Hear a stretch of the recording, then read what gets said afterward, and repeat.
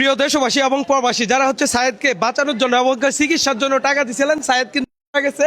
এই জিনিসটা আপনাদেরকে আপডেট দেওয়া দরকার এবং কি আমার দিকে অনেকে তাকায় আছেন যে আমি হচ্ছে আপডেটটা দেই।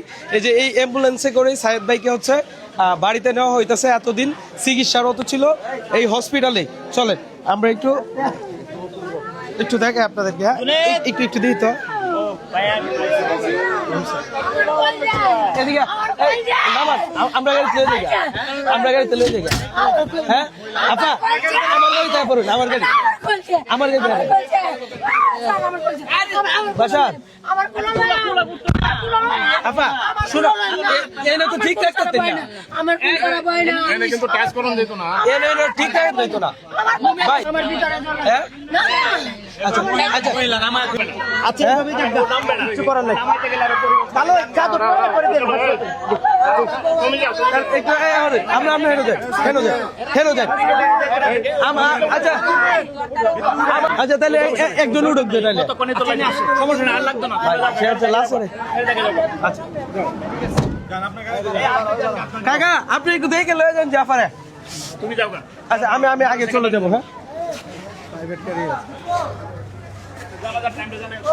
হ্যাঁ কালকে হচ্ছে আচ্ছা এই ভিডিওতে বলি আমরা হচ্ছে জানাজার টাইমটা আমি জানাবো আর কি, একটু অপেক্ষা করুন।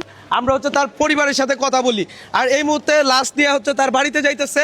আমি মনে করি বিশেষ করে দূর থেকে আসবেন, এখন ভিড়ভাট্টা করার দরকার নাই। তার পরিবারে যেহেতু মারা গেছে তো বুঝতেই আছেন ব্যাপারটা, তাদের পরিবার এবং কি তাদের কি সিচুয়েশন হইতে পারে। আমি চাই আপনারা হচ্ছে ভিড়ভাট্টা না করেন। আপনাদেরকে খুব শীঘ্রই হচ্ছে আমি জানাজার টাইমটা বলে দিব এবং কি লাস্ট পর্যন্ত আমি আপডেটটা দিব।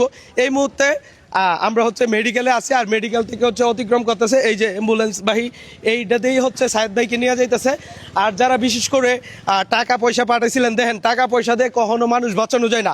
আল্লাহ তাআলা যদি না চায় কখনো একটা মানুষ 1 সেকেন্ড বাঁচানোর মতো ক্ষমতা কারো নাই।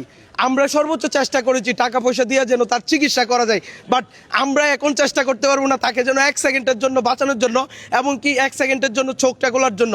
বিশ্বাস করেন কালকে রাত 12টা পর্যন্ত সায়েদ ভাইয়ের কাছে ছিলাম। লাস্ট আবদার ছিল আমার মায়ের কাছে, আম্মা প্রশ্ন করছিল কি খাবা বাবা তুমি, তখন বলছিল অল্প পায়েস খাইতে চাই, বাট এই ইচ্ছাটা তার পূরণ করতে পারি নাই। আমি হয়তো আসতে লেট করে ফেলেছি অথবা তার মৃত্যুর ধরাটা আমি ধরতে পারি নাই। যাই হোক সবাই তার জন্য বেশি করে দোয়া করবেন।